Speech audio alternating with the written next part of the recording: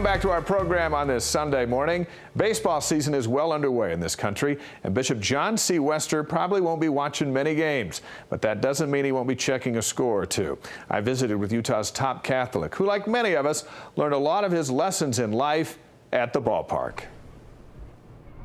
But that sound of that ball going in the net. Yeah. America's pastime has been part of Bishop John C. Wester's life since he was old enough to chase a ball.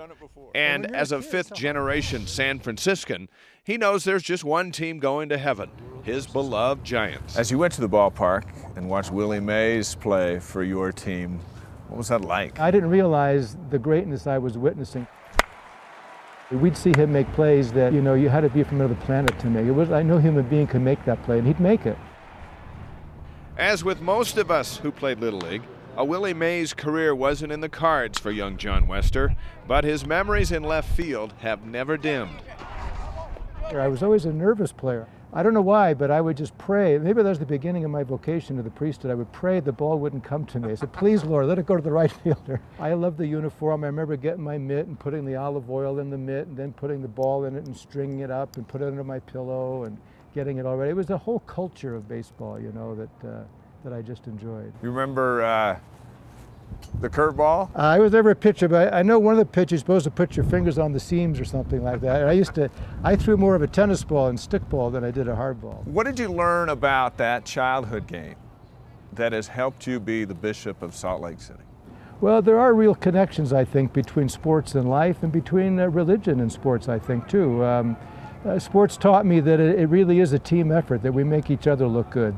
I think sports kind of brings families together. And of course, it can also occasion some friendly rivalry. If I was a Dodgers fan, we might be going after each other. I wouldn't be in this interview if you were a Dodgers fan. Bishop Wester is the bishop of Utah's 150,000 Catholics, appointed by Pope Benedict in 2007. Not long after his Little League years, he made a major league decision that carried with it a price. When you took this life path into the priesthood and the church, you wouldn't have the family you grew up in, you would have this. Is that tough? Yeah, it is. I mean, particularly when I was in the seminary, it was something to really consider. And at one point, I really came close to leaving the seminary, figuring that, I would like to have my own family and the beauty of family. But as you implied, Dave, I have a large family now and a spiritual family, if you will. But the beautiful thing about it is that when God calls you, he never leaves you abandoned. He always makes sure that you have all the blessings you need. Baseball's been one of those blessings for the bishop. And twice in recent years, his beloved Giants have won the World Series. One of those championships came at the expense of the Texas Rangers on a night when Bishop Wester was on assignment in Texas.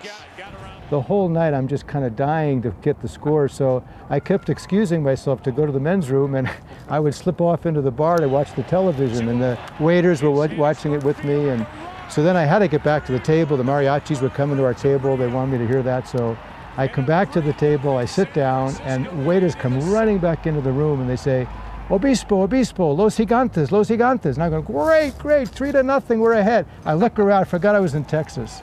And everyone kind of looks at me like, oh, sorry. Well, I think they forgave him. Baseball's been a healing tool for the bishop as well. When his brother-in-law died, Bishop Wester's young nephew was struggling to cope, so the bishop grabbed a couple of mitts, took him outside to play catch. They didn't talk, they just threw the ball back and forth. It was his way of assuring his nephew that he was not alone during his time of crisis. Bishop Wester is a good man. That's our report this week. You can see more at national.deseretnews.com. I'm Dave McCann. Have a great Memorial Day weekend. We'll see you next Sunday.